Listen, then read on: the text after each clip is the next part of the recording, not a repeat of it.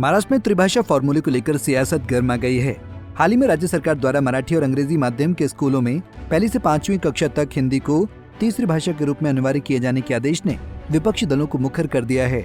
वहीं महाराष्ट्र नवनिर्माण सेना यानी एमएनएस प्रमुख राज ठाकरे और शिवसेना यूबीटी के अध्यक्ष उद्धव ठाकरे इस निर्णय का पुरजोर विरोध कर रहे हैं। इसी बीच केंद्रीय गृह मंत्री अमित शाह का बयान सामने आया है, जिसमें उन्होंने कहा है कि हिंदी किसी भाषा का प्रतिद्वंदी नहीं है, बल्कि वो सभी भारतीय भाषाओं की सखी है।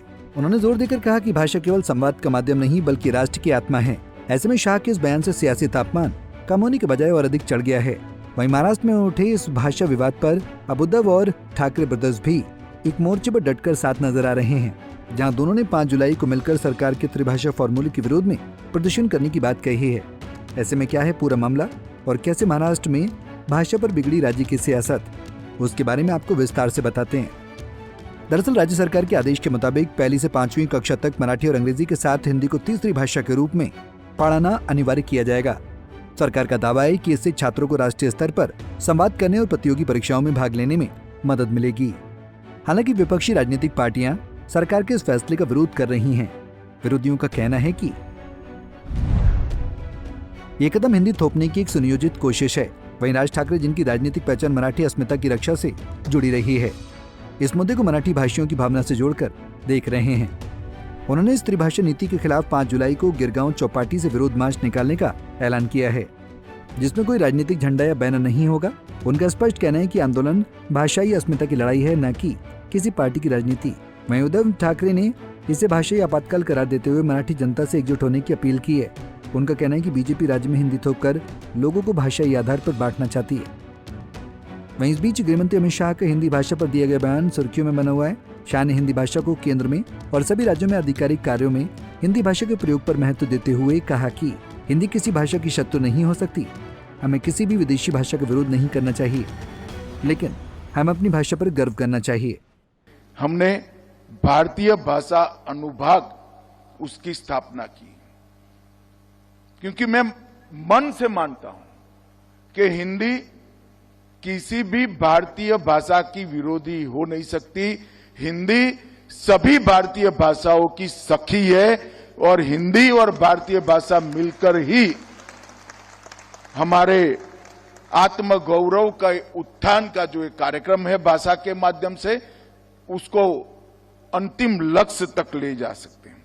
ये भारतीय भाषा अनुभाग न केवल भारत सरकार हर राज्य को सहायता करेगा कि राज्यों का प्रशासन, भारत सरकार का प्रशासन भारतीय भाषाओं के आधार पर ही हो।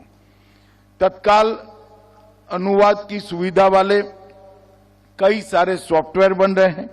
Machine learning, neural machine translation आधारित उन्नत अनुवाद की प्रणालियां बन रही है। विभिन्न भाषाओं के लिए व्यापक शब्दकोश और डेटा संग्रह भी बन रहा है और सरकारी, शैक्षणिक, व्यावसायिक, उच्च तकनीक की भाषा और आयुर्विज्ञान की भाषा भी हर भाषा के रूप में प्रस्तापित हो, इसके लिए भी हम प्रयास कर रहे हैं। ऐसे में अमित शाह का यह बयान ऐसे समय में आया है जब इस मुद्दे पर महाराष्ट्र की राजनीति में उबाल था। वहीं शाह ने भाषाओं के सहअस्तित्व की बात की, लेकिन महाराष्ट्र के सियासी परिदृश्य में इस बयान को लेकर 2 धड़े बन गए हैं। एक पक्ष इसे समावेशिता की सोच बता रहा है, जबकि दूसरा इसे छिपा हुआ एजेंडा मान रहा है। हालांकि सबके बीच दिलचस्प बात यह रही कि इस मुद्दे पर उद्धव ठाकरे और राज ठाकरे, जो वर्षों से अलग अलग रास्तों पर चल रहे हैं, एकजुट नजर आ रहे हैं।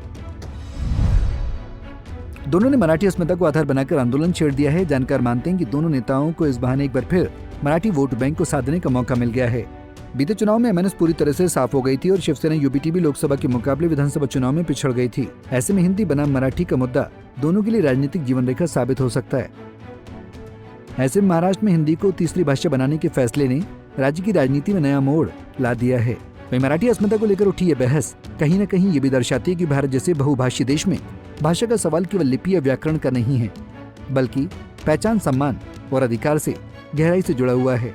ऐसे में भविष्य में ये देखना दिलचस्प होगा कि ये मुद्दा शिक्षा नीति का हिस्सा बनता है या सियासत का हथियार। लेकिन इतना तो तय है कि भाषा के नाम पर सियासत का संग्राम अभी थमने वाला नहीं है।